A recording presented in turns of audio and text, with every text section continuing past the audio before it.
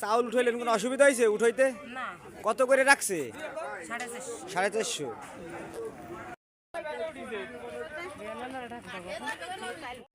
ডিলারি কি বাদ হবে বা বাদ হয়ে যেতে পারে বা আপনাকে ছাঁটাই করে দিয়ে এরকম কোনো কিছু শুনেছেন আপনারা? হ্যাঁ, আমি লোকের মুখে শুনছি যে দেখা গেল যে ডিলারি বাদ হয়ে যেতে পারে। আসলে এটা কতটুকু সত্য এটা আমি জানি না। আমাদের সরকারিভাবে ওইভাবে কোনো চিঠি অথবা কোনো কাগজ এখনও আসেনি আমাদের কাছে যে বাদ হয়ে যাবে এরকম কোনো কিছু নেই।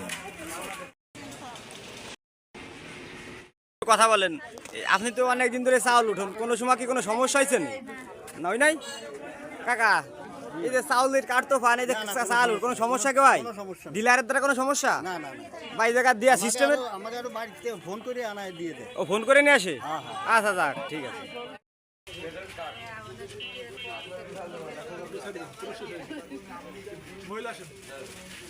চাউল উঠোতে কি কোনো সমস্যা হয় নাকি? না, ডিলার নিয়ে কোনো সমস্যা আছে? না, আপনাদের কোনো অভিযোগ আছে ডিলারের বিরুদ্ধে? কাকা, এই চাউল উঠেছেন, চাউল উঠাতে কোনো সমস্যা? না, একটু সিরিয়াল, তার জন্য সিরিয়ালের। আচ্ছা আচ্ছা। আপনারা চাউল উঠেছেন, এই জায়গা কি চাউল কত করে রাখতেছে? 450। ও, চাউল নিতে কি কোনো সমস্যা হয় বা চাউল দেয় না এরকম কোনো সমস্যা আছে নাকি?